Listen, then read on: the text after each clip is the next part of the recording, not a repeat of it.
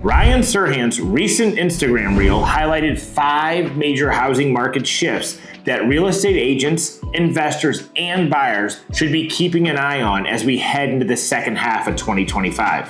While Serhant's insights are grounded in national trends, they also apply to the market here along the beautiful Florida Emerald Coast, where I have seen similar shifts firsthand.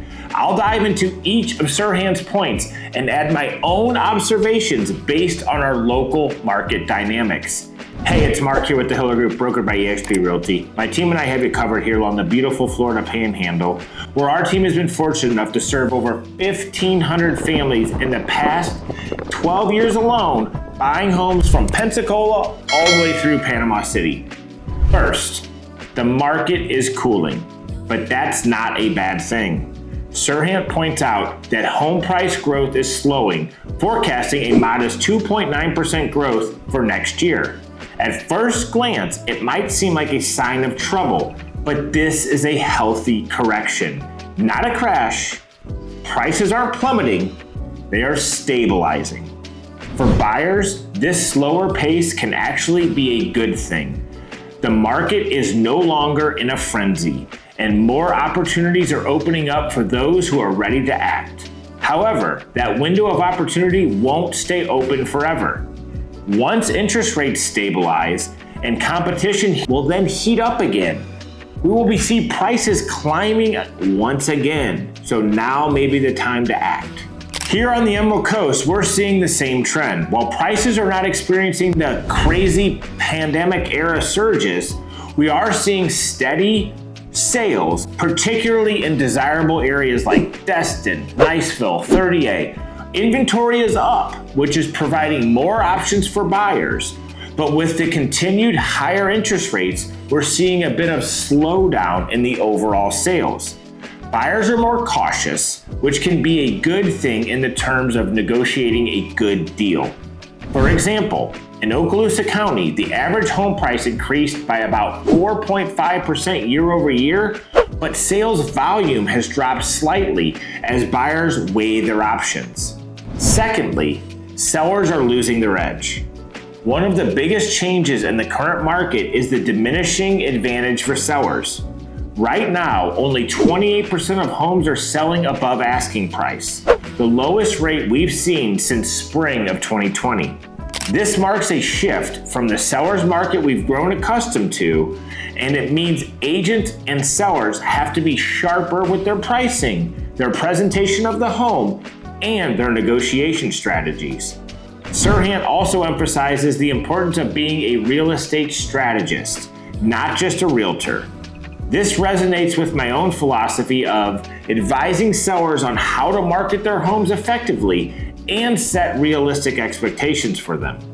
As a team, we focus on the details from virtually staging, decluttering, to pricing. These strategies are data-driven here on the local market. We've learned the hard way that overpricing can lead to stale listings. And in this environment, a stale listing is the last thing you want. The smallest misstep can mean the difference between a sale and a stale and a stale. In neighborhoods like Niceville and Fort Walton Beach, sellers who are sticking to realistic pricing are seeing offers. But those who overprice are watching their homes linger on the market for longer, eventually having to make price adjustments and chase the market in a downward direction. Next up, Serhant highlights the trend of office space conversions in Manhattan, where 16.5 million square feet of office space is being transformed into residential units. While this is primarily a New York story, it carries a broader implication for real estate markets everywhere.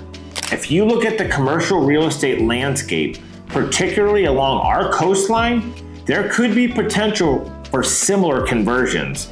While office space isn't as prevalent along the Emerald Coast, we're seeing adaptive reuse of other types of properties, such as older hotels and motels, being transformed into multifamily or short-term rental units. With the shift toward hybrid work models, we could see a greater demand for mixed-use developments in both urban and suburban areas.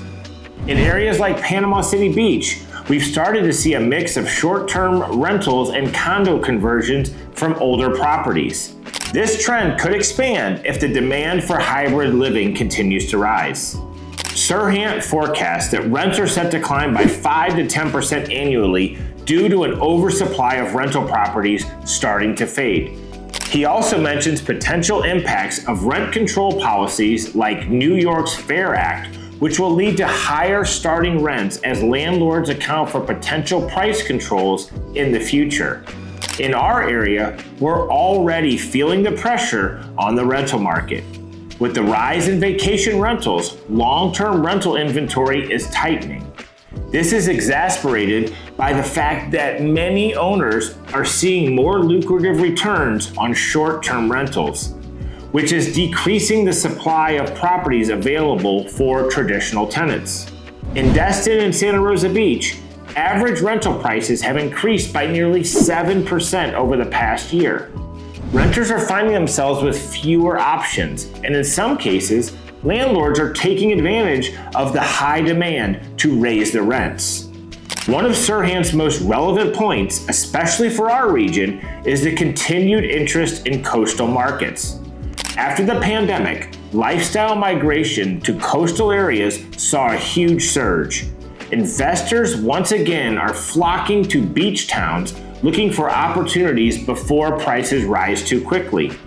Along the Emerald Coast, we've witnessed firsthand areas like 38 and Destin, known for their pristine beaches and high demand, but a massive amount of inventory of listings that are sitting because people want out. However, there are still some lesser known pockets that haven't yet hit their peak. As Serhant advises, now is the time to get in early or pivot to the next underpriced waterfront market before the market catches up.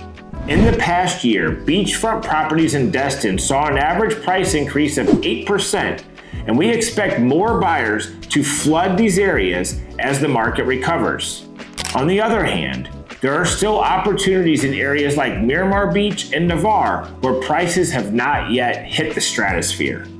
As someone deeply embedded in the Emerald Coast market, I can say that while national trends are important, it's essential to understand how they apply to your unique region.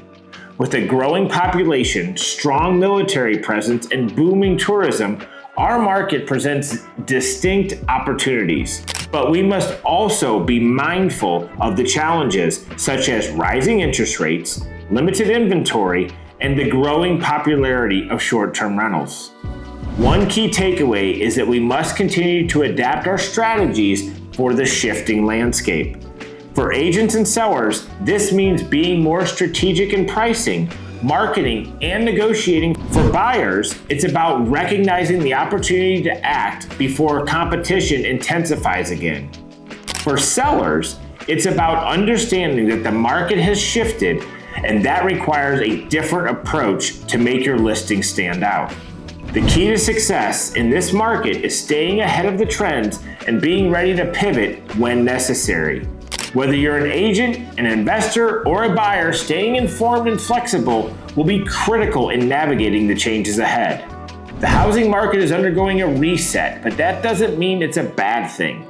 By staying informed, strategic, and adaptable, we can turn these shifts into opportunities for success. Hope you found this video helpful. Hit the like and subscribe button down below, and we'll see you on the next one.